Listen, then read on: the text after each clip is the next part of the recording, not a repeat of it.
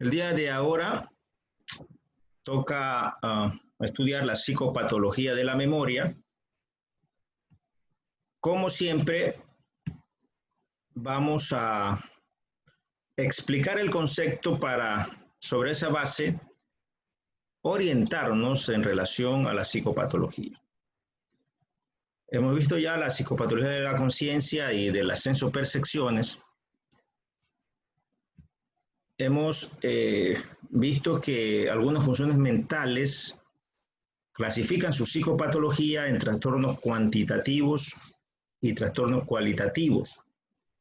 Por tanto, es importante entender el concepto porque de esa manera vamos a entender cuando se refiere a los trastornos cuantitativos, por supuesto, si está afectada esta función mental en ese tipo de variables de cantidad en el sentido de si hay o no hay la función mental.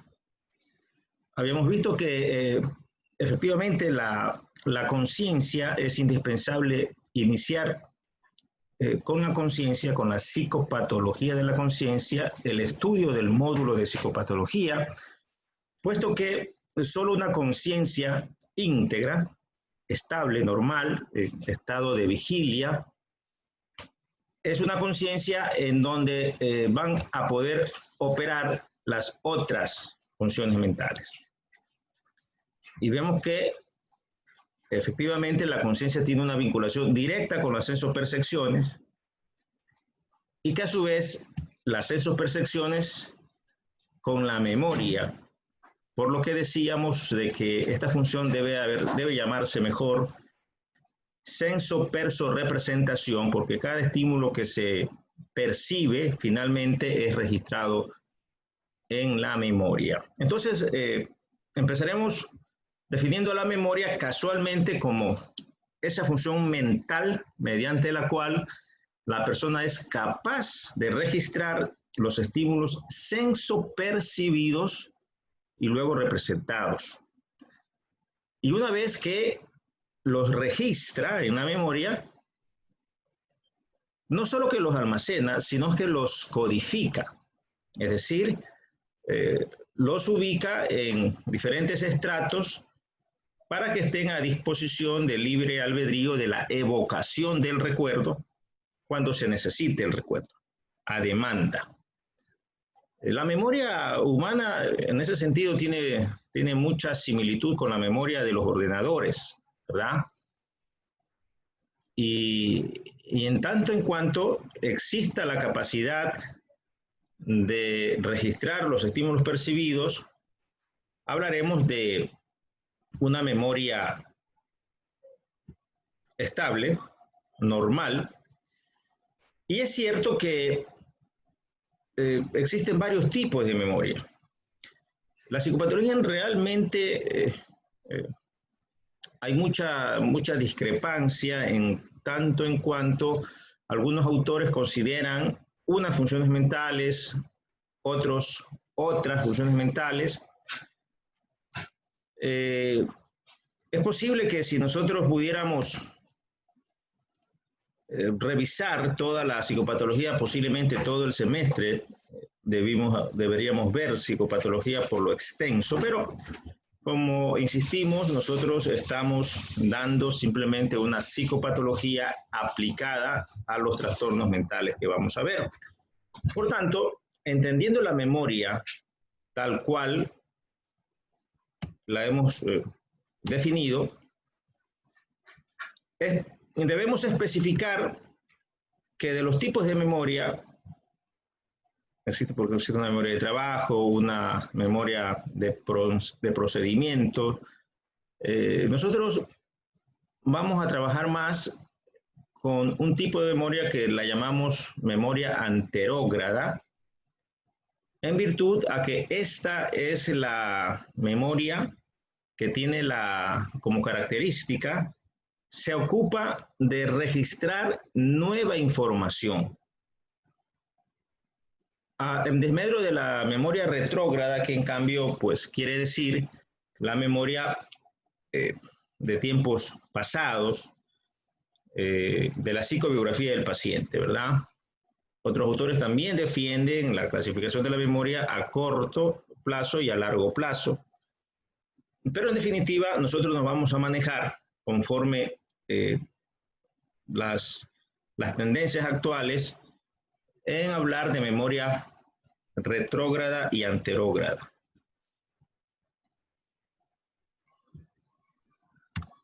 ¿Cómo evaluamos la memoria?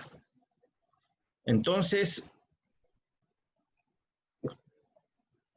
recordamos que el Mini Mental Test es un instrumento diagnóstico en donde en una parte específica se ocupa de la memoria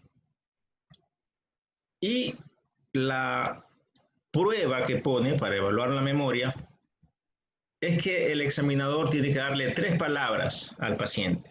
En este caso, peseta, caballo, manzana. Luego nosotros tenemos que decirle al paciente que la repita y más tarde debemos aclararle inmediatamente que esas palabras debe registrarlas, guardárselas en su memoria, porque nosotros la vamos a volver a preguntar más adelante. Y entonces el futuro médico debe entender que esta parte del Mini Mental Test, esta forma de evaluar la memoria, es específica de evaluar la memoria anterógrada. Es decir, la memoria que se ocupa de registrar nueva información. Pero que además vamos a ver, así como la conciencia está vinculada con las sensopercepciones, vamos a ver que definitivamente también la memoria está vinculada, imbricada con otra función mental, la atención. Claro. Entonces, veremos que la atención, que vamos a estudiar inmediatamente después de memoria, se clasifica en atención inmediata y atención sostenida. Pues bien, al evaluar la memoria anterógrada con esta prueba de decirle 3 palabras al paciente, de pedirle que se las grabe en su memoria, que las repita con usted y que usted la va a volver a preguntar más adelante, no solamente está evaluando la memoria anterógrada, sino también la atención inmediata. Y claro, algunos autores también defienden la presencia de una memoria inmediata, que estaría en relación efectivamente con la atención inmediata, pero que para nosotros es la antesala de la memoria anterógrada. Es decir, la memoria inmediata es parte de la memoria anterógrada definitivamente. Asimismo, debemos acostumbrarnos a ubicar la atención como un proceso previo a la memoria. Veremos el concepto de atención luego, pero yo suelo explicarle a nuestros pacientes, cuando preocupados por pérdidas de memoria van a la consulta, que efectivamente hay pacientes jóvenes de la edad de ustedes o adolescentes mismos en etapa de colegio que tienen problemas de aprendizaje y dicen tener mala memoria. Está claro que los problemas de memoria se presentan siempre en las etapas de vida, al final de la vida, en la etapa del adulto mayor. De hecho, la patología principal de la memoria, que es la enfermedad de Alzheimer, pues su prevalencia más importante es después de los 65 años. Entonces, no pueden haber problemas de memoria en los jóvenes. Lo que sucede, explico, y es bueno que ustedes también lo vean así, que la memoria estaría como en un edificio de 2 pisos, en un segundo piso, en donde en el primer piso, en la base, está la atención como otra función mental. Y por tanto, usted para subir al segundo piso tiene que pasar por el primero. Es decir, cuando usted deja las llaves sobre la mesa y no pone atención que está dejando las llaves sobre la mesa, evidentemente eso no se registra en la memoria. Entonces luego usted está diciendo dónde dejé las llaves o pasa con el esfero. Entonces no es un problema de memoria, más bien es un problema de atención. En fin, ¿Cómo evaluamos la memoria? Hay muchos tipos de memoria, pero en la práctica, para nuestros intereses y los objetivos curriculares, nosotros tenemos que aprender a evaluar sobre todo la memoria anterógrada y la evaluamos dándole 3 palabras al paciente, pidiendo que la repita con usted y aclarándole que luego tiene, o que usted las va a solicitar, que se la va a preguntar más adelante. Con eso, pues evidentemente debemos esperar que pase un tiempo, 3, 4 minutos, para una vez que le ponemos otros estímulos en el foco psíquico del paciente, es decir, obligamos a desatender la prueba de las 3 palabras, más adelante, evidentemente, le volvemos a preguntar cuáles fueron las 3 palabras que le pedimos que se grabe. Como dice acá, preguntar por las 3 palabras mencionadas anteriormente y, pues, como dicen las instrucciones del Mini-Mental Test, darle la puntuación que corresponda. Es decir, si nosotros en este momento de la aplicación, de la evaluación del estado mental, primero, ¿sí? En este momento, específicamente primero, de elaboración de la historia clínica, que ya ha hecho los 9 primeros puntos y está en el 10º ítem, que es la evaluación del estado mental.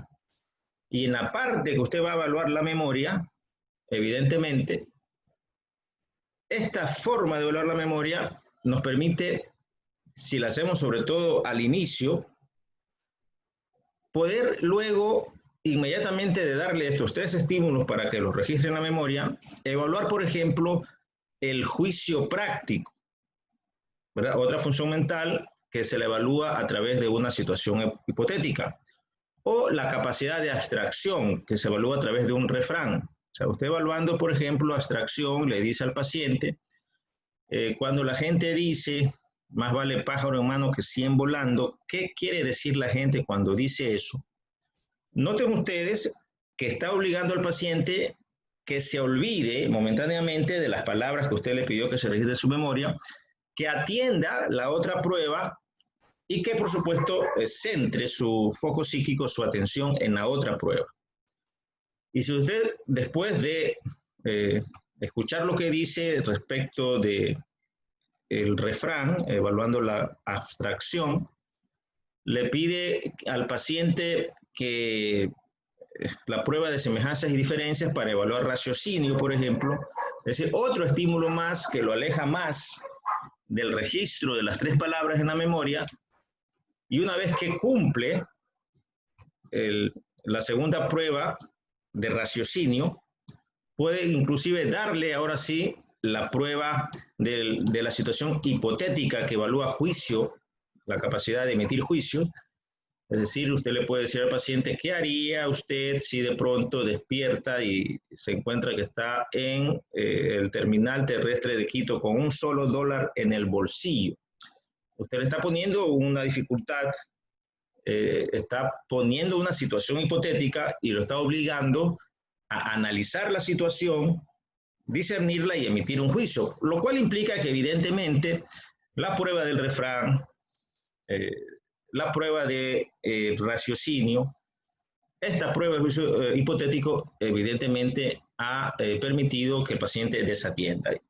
Inmediatamente después usted está obligado entonces ya ahí sí a pedirle al paciente que le diga las 3 palabras que le pidió que registre en su memoria, y allí entonces nosotros evaluamos la memoria anterógrada.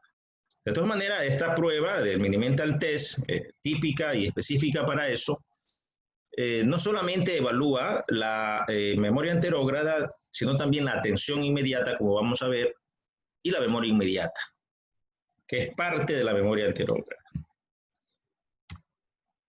Bien, aquí tenemos entonces la psicopatología de la memoria. También la psicopatología de la memoria se clasifica en trastornos cuantitativos y trastornos cualitativos. Trastornos cuantitativos, ¿hay o no hay memoria? Si no hay memoria, pues son las amnesias, ¿verdad? Hay un montón de tipos de amnesia, así como hay un montón de agnosias, habíamos visto, y veremos también hay un sinnúmero de afasias, el médico general debe estar claro que las amnesias, etimológicamente su nombre lo dice, significa pérdida completa de la memoria, que puede ser en una unidad de tiempo, es decir, circunscrita a un evento en amnesia lagunar, o puede ser una amnesia global, o puede ser una simple amnesia de evocación o amnesia de fijación. De todas maneras, las amnesias, es importante que el médico aprenda a identificar las amnesias a través de la prueba de las 3 palabras, sobre todo la amnesia anterógrada. Si el paciente no puede fijar nueva información, esta es la amnesia más importante desde el punto de vista de la práctica médica clínica en psiquiatría. Y porque está relacionada pues con la enfermedad de Alzheimer y las demencias en general. Luego puede que exista memoria, pero disminuida, es decir, lo que se denomina hipognesia y que para nosotros es deterioro cognitivo. Definitivamente el deterioro cognitivo es parte también de los procesos de envejecimiento y por supuesto de los primeros estadios de la enfermedad de Alzheimer. Es decir, por un lado, en los trastornos cuantitativos tenemos la patología cuando no hay memoria, las amnesias, cuando sí hay memoria, pero esta está débil, está disminuida, el paciente tiene disnesias, que quiere decir dificultades para evocar recuerdos, parte de la hipognesia, pero también puede ser lo contrario, que haya una persona que en cambio tenga mucha memoria, y eso se llama hipermnesia. Incluso hay un tipo especial de hipermnesia, que es la hipermnesia prodigiosa, típica de los circos, cuando entrenan a estos niños de 3, 4 años, que a esa edad pues se saben todas las capitales y los países del mundo, y pueden realizar operaciones matemáticas muy complejas. Entonces, en ese sentido, se estudian los trastornos de la memoria en relación a la cantidad. Y luego tenemos los trastornos cualitativos jóvenes, ¿verdad? Aquí, en cambio, sí hay memoria, pero evidentemente esta memoria está alterada en la forma, en la calidad. Por ejemplo, lo que sucede con el denominado falso reconocimiento, que tiene, pues, por supuesto, un sinnúmero de vivencias, es muy frecuente en la vida cotidiana, no tiene un significado patológico si es un hecho aislado, porque a todos nos ha pasado que confundimos a una persona con un rostro conocido y evidentemente lo vamos a saludar pues con alguna actitud de alegría o lo que sea, pero inmediatamente cuando confrontamos a la persona que creemos conocer, vemos el rostro de la persona que dice, este man está loco, ¿no? Es decir, el falso reconocimiento implica una especie de confusión de problemas en el reconocimiento de rostros. Si esto es aislado, pues es una vivencia de la vida cotidiana, hay gente que se parece en todo caso, pero si es frecuente y es un signo cotidiano, pues evidentemente eso ya es patológico, ¿no? La demencia por enfermedad de Pick es una enfermedad que suele tener este problema. Luego tenemos el fenómeno de la pseudoreminiscencia. La pseudología fantástica, que está inmediatamente aquí a continuación, están nombrando la pseudoreminiscencia y la pseudología fantástica, es una forma de pseudoreminiscencia. La pseudoreminiscencia implica un paciente que cree que una persona o un sitio o un espacio, ¿verdad?, es doble, está duplicado, por eso se llama reminiscencia. Y entonces, evidentemente, al estar duplicado, va a tener, por ejemplo, un paciente que nosotros manejamos que tenía 2 departamentos. pero que vivía en uno porque en el otro, que era exactamente igual, es decir, todo duplicado, los mismos muebles, las mismas camas, exactamente los mismos objetos en los mismos lugares, pero que definitivamente solamente podía vivir en uno porque en el otro le faltaba el oxígeno. Entonces, se confunde mucho estos con fenómenos delirantes, pero hay que tener mucho cuidado, sobre todo al hacer la anamnesis y relacionarla con la diana semiológica, porque las ideas delirantes, los delirios pertenecen a los trastornos del pensamiento, lo veremos luego, mientras que la pseudoreminiscencia es una alteración cualitativa de la memoria. La pseudología fantástica es una forma de pseudoreminiscencia. Pseudología suele llamarse solamente así, pero hay un tipo de pseudología que se llama pseudología fantástica. En las amnesias lacunares o las amnesias circunscritas, que habíamos dicho son temporales, de un tiempo específico de la biografía del paciente que la padece, la amnesia lacunar. Es, por ejemplo, frecuente observar en pacientes con enfermedad de Alzheimer que tienen 70 años, 3 o 4 años ya con la demencia, y de pronto tienen una pérdida importante de su biografía. Se me ocurre, por ejemplo, el paciente que a los 18 años fue al cuartel y estuvo en el cuartel 2 años hasta los 20 años. En su enfermedad de Alzheimer, evidentemente, se acordaba de su escuela, el colegio, y luego tenía la amnesia lacunar en el periodo de su vida militar. Y luego continuaba se acordaba pues ya medianamente bien, luego de su vida militar. O sea, ahí se cumple el criterio de una amnesia lacunar o circunscrita. Entonces, cuando el paciente, el abuelo, le está conversando con el nieto, el paciente, al llegar a esta etapa de su vida que no se acuerda, llena ese vacío con un recuerdo falso. Por eso es parte de la pseudoreminiscencia, porque realmente es un recuerdo que va a llenar ese vacío amnésico que está en ese periodo de tiempo. Y el hecho de inventar un recuerdo, eso se llama pseudología, logía de hablar y pseudo de falso. La pseudología fantástica es lo mismo, pero relacionada casi siempre con el trastorno antisocial de la personalidad, puesto que los antisociales, evidentemente, cuando están en problemas de juicios y cuando están dando sus versiones y declarando, pues obviamente inventan una serie de situaciones falsas, ¿no? Y claro, a esta parte de la pseudología también se la llama pseudología fantástica. La criptomnesia, jóvenes, por otro lado, es un signo muy interesante. Es más fácil recordarlo por lo que suele pasar. Este fenómeno se encuentra muy frecuente en académicos que luego confunden algo que estudiaron, que leyeron, ¿verdad? Y luego lo confunden o en algún momento observan y tienen ese conocimiento sin acordarse que ese fue un aprendizaje obtenido de un proceso de estudio. Y entonces el académico, digamos el caso de un médico, escribe un artículo relacionado con su conocimiento y se declara autor.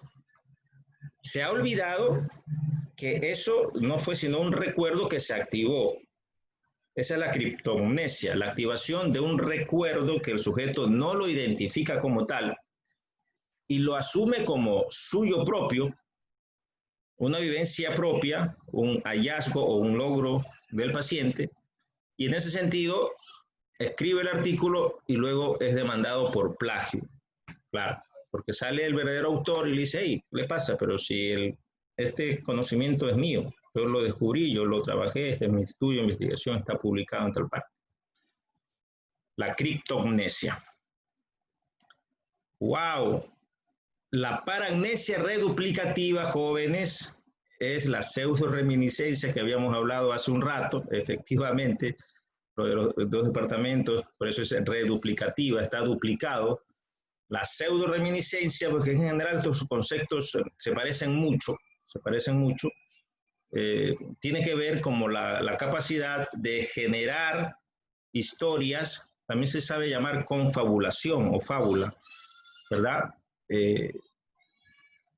Inventar una historia para llenar un vacío en la biografía del sujeto, como se ha explicado. Más frecuente por el punto, pues vaya que haya hasta una película del déjà vu, ¿verdad? Por el impacto popular que tiene el fenómeno del déjà vu y del jamais vu, el fenómeno de lo jamás visto y el fenómeno de lo ya visto. En el fenómeno de lo jamás visto, un paciente que sí ha estado en un área geográfica, por ejemplo, que al estar presente, al conocer todo, sin embargo, en ese momento no le es familiar y piensa que es primera vez que está en esa área geográfica, el fenómeno de lo jamás visto, el jamais vu. Y al revés, el fenómeno de lo ya vivido, de lo no vivido, que es el déjà vu, ¿verdad? O de lo nunca visto, un paciente que conoce algo, pero que en el momento específico confunde la situación y piensa que es algo nuevo para él. Fenómeno del déjà vu, ¿verdad? Y finalmente tenemos la egnesia. La egnesia, esto es mucho más frecuente que los trastornos que hemos visto anteriormente. Es mucho más frecuente en el sentido de que la egnesia es cuando un paciente, habitualmente también con Alzheimer, es muy frecuente en el Alzheimer, está relacionado con los trastornos de memoria de la enfermedad de Alzheimer, confunde el tiempo que está viviendo. Ya es un abuelo de 75 años y se levanta preguntando por su uniforme del colegio, diciendo que su mamá no le ha lavado el uniforme, se pone cualquier pantalón y dice que se va al colegio. La egnesia es eso, ¿no? Es la vivencia, un paciente que tiene vivencias del pasado como que si fueran actuales. Y de esa manera, jóvenes, accedemos entonces a la psicopatología de la memoria. Luego, por cuanto, como habíamos dicho, la memoria está vinculada con la atención, debemos estudiar la psicopatología de la atención. Empezaremos con el concepto, ¿no? La atención es esa función mental mediante la cual una persona tiene la capacidad para fijarse y centrar el foco psíquico en un estímulo relevante de la realidad. ¿Qué quiere decir eso? Que nosotros pues atendemos un estímulo y prescindimos del resto. Recordemos que nosotros tenemos 5 órganos de los sentidos, 5 órganos receptoriales, sensoriales, periféricos, y los 5 órganos de los sentidos están captando estímulos, es decir, están teniendo sensaciones en la misma unidad de tiempo. La atención es esa función mental que nos permite atender un solo estímulo y ubicarlo en el campo de la conciencia en una unidad de tiempo. Que puede ser fugaz, como la atención inmediata, o que puede ser sostenida, como en la concentración. Es decir, este fenómeno de la clase, por ejemplo, ¿verdad? Nosotros estamos dando clases y, por supuesto, en este momento ustedes están atendiendo ya por espacio de cerca de 40 y pico de minutos la clase. Esa es una atención sostenida, concentración. Sin embargo, cuando estamos en la clase, alguien golpea la puerta y nosotros desviamos nuestra atención cuando la puerta se abre y vemos al compañero que siempre llega atrasado y se va a su asiento. Es decir, la atención inmediata es una atención fugaz. En el caso expuesto, una vez que el paciente abre la puerta y entra, la atención del estudiante regresa de nuevo a la clase. Por tanto, ¿sí?, la atención sostenida puede ser interrumpida por la atención inmediata muchas veces. Entonces, existen estos tipos de atención, la atención inmediata y la atención sostenida. ¿Cómo evaluamos la atención? La atención inmediata, ya lo dijimos, al evaluar la memoria anterógrada y darle las 3 palabras que usted les pide al paciente que se las repita. Si el paciente se las repite, significa que su atención inmediata está íntegra. Asimismo, su memoria inmediata, parte de la memoria anterógrada. Pero luego, el Mini-Mental Test tiene esta parte del examen en donde usted le dice, si usted tiene 30 euros y le voy dando de 3 en 3, ¿cuántos euros le van quedando? Y entonces el paciente dice 30, 27, 24, 21, 18. Es decir, estamos obligando al paciente a atender una tarea en una unidad de tiempo imprecisa y, por supuesto, allí estamos evaluando la concentración. La práctica clínica, la prueba que yo suelo utilizar más que esta es, yo le pido al paciente que me diga los meses del año de atrás para adelante, desde domingo hasta enero, ¿verdad? Eso implica un nivel de concentración que nos permite, pues, evaluarla y anotar, pues, si existe déficit en esta función mental. Luego tenemos, jóvenes, ya los trastornos cuantitativos y los trastornos cualitativos de la atención. En los trastornos cuantitativos no hay atención a prosexia. Sí hay atención, pero esta está disminuido, la hipoprosexia. Y en cambio hay mucha atención, como en los fenómenos maníacos o en la hiperactividad infantil, hay una hiperprosexia. Entonces los trastornos cuantitativos, otra vez, ¿no? Insistimos, son de cantidad. ¿Hay o no hay? Si hay atención y está estable, pues no hay psicopatología. Pero si no hay atención, hay aprosexia. Por ejemplo, en el estado de coma tenemos a un individuo aproséxico en un estado de intoxicación por drogas. Evidentemente, el paciente que está en estupor está aproséxico. En el sueño fisiológico, en la etapa, sobre todo en la fase delta del sueño REM, del sueño no REM, perdón, el paciente está proséxico. Mientras existen hipoprosexia en un sinnúmero de estados patológicos como la depresión, por ejemplo, o el deterioro cognitivo. La hiperprosexia, en cambio, es propia de algunos estados delirantes, por ejemplo, la psicosis paranoide, la sensación de que te siguen, que te quieren matar, que implica lo que habíamos visto, una hipervigilancia. El paciente está súper alerta al mínimo estímulo que él lo asocia en contra de su delirio de persecución, de daño, y por tanto está hiperproséxico. Finalmente tenemos los problemas de concentración, sobre todo la concentración disminuida o el déficit de concentración. Algunos suelen llamarle disprosexia, pero la concentración disminuida es una disprosexia, pero algunos autores la ubican acá en los trastornos cualitativos. Finalmente, los trastornos cualitativos de la atención, tenemos básicamente 2, la distraibilidad y las paraprosexia. Porque la disprosexia, pues realmente a todas las entidades o los trastornos de la atención se los llama disprosexia, ¿no? De acuerdo a una versión actual. La distraibilidad se refiere, pues, a un paciente que tiene la atención inmediata que prevalece sobre la atención sostenida. Es decir, el paciente es incapaz de concentrarse en un solo estímulo. Por tanto, tiene una hiperprosexia casi siempre. de tal manera que atiende varios estímulos, por ejemplo, el niño hiperkinético. Ustedes han visto a estos niños que tienen esta enfermedad del déficit de atención con hiperquinesia, que entran al consultorio, cogen el sello, luego el martillo del médico, el fonendoscopio, se sientan una milésima de segundo, se paran, se van al librero.